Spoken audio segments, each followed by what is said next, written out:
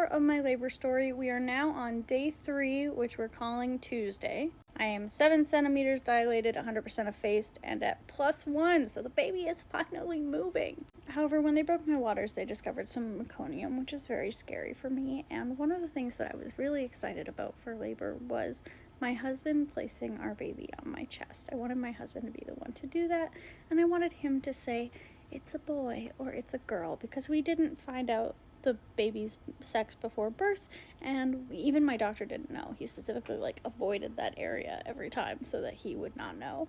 So no one knew at all, and so I was very excited for that moment. And when I became aware that there was meconium, I was like, there's a chance this baby's going to the NICU. And I was like, if this baby is not going directly onto my chest after they are born, no one says it's a boy, it's a girl. I don't want a word.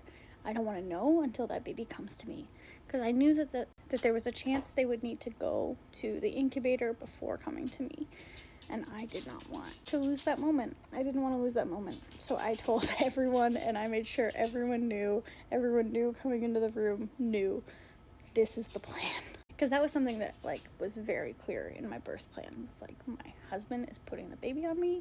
My husband is the one saying it's a boy, it's a girl. It was just a moment that I wanted. So that cervical check that I was 7 centimeters was at 6:40. 2 hours later, things started to feel like pressure.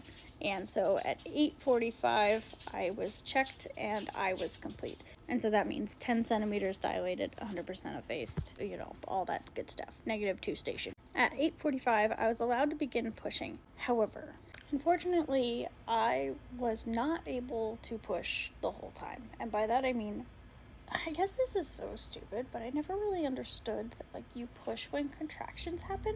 I don't know why I never understood that. I got it. So I was taking birthing classes and learned, oh yeah, I guess that makes sense. I just never thought about it. Oh, you push during contractions. You don't push between them. I had many contractions. I was not allowed to push, which was awful. After I was complete, when my body is telling me, screaming to me, it is time to push, I was told I was not allowed to push for quite a few of my contractions. And the reason for this is because my oxygen was low and my baby's blood pressure was high or low or something. I don't remember, and I don't have that in my notes, but something was going on with me and something was going on with my baby. And so, bless Marie, she was wonderful. She handled it all like a pro, but she had to make me ride out contractions quite often in order to keep my oxygen under control and keep my baby's blood pressure under control. At 11:30, so 3 hours after I started pushing and I had been forced to ride out quite a few contractions, they put oxygen on me.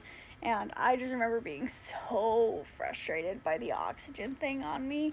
I remember being so mad about the oxygen thing because I was really mucusy. My nose was super runny the whole time I was in labor. And so the oxygen thing in my nose, I was like, this isn't doing much because I can't breathe through my freaking nose. I wish they had done the mask style instead, but they did the tube style. The mask style would have actually probably done something because it would have gone in my mouth. But the nose one, not so much. At 11:45, they adjusted my epidural because there was something going on. Oh, I forgot about the soup. I kept saying to my husband whenever he would hit the button for me for the epidural, I would say, good soup every time, because every 20 minutes or so I could hit the button and get another boost. And so I would say, good soup. And so then he was in charge of telling me how long it had been between them, so then he would know when I could hit the button again. And so I would ask him and be like, is it time for soup? Is it time for soup? And every time someone new was in the room, they'd be like, oh, I can get you some soup. I can get you some broth. I just kept being like, no, I'm talking about the epidural. I'm talking about the epidural. But it was so funny. At 12:30, my doctor arrived and I had my last little bit of pushing. And at 1:06 a.m., my perfect little baby was born. And at 2 a.m., my baby 8. I learned later that my baby was not really ever successful at transferring milk, but I have written down max 8. That is incorrect, and I ended up exclusively pumping because my baby was never able to successfully transfer, but that's a whole different story. At 4 a.m., I was moved from the birthing to the postpartum, which was a much worse room. And that's it. That's my birth story. People will always ask about whether your birth was traumatic. And no, it wasn't. What was traumatic for me was my postpartum preeclampsia, and that's a whole different story that I can tell if people are interested in it, but it is very much not the same. And I do wish that I had taken postpartum preeclampsia notes in this book. I don't know why I didn't. That would have been nice. The birth itself went great. It was everything the week following that was difficult, with jaundice and difficulty feeding and then postpartum preeclampsia for me. It was long.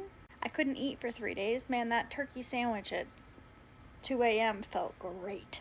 My husband didn't sleep more than like 20 minutes for 3 days, so it was a bummer for him. I could at least sleep between contractions. He couldn't. Plus a nice stretch during the epidural, too. Me and Max during golden hour. Me and my husband, I'm very swollen. Kids' hands when my boys got to meet their sister. A little hat that was made for some flowers at the nurse station that they let me keep. And this is Augie, the search and rescue dog who used my placenta for training. I don't really listen to many people's birth stories. I think I'm kind of scared of them sometimes. But if any of you, especially you mutuals who, we talk about milk, but we don't really talk about giving birth, if you want to share your birth story, I would love to hear it. So have a wonderful day.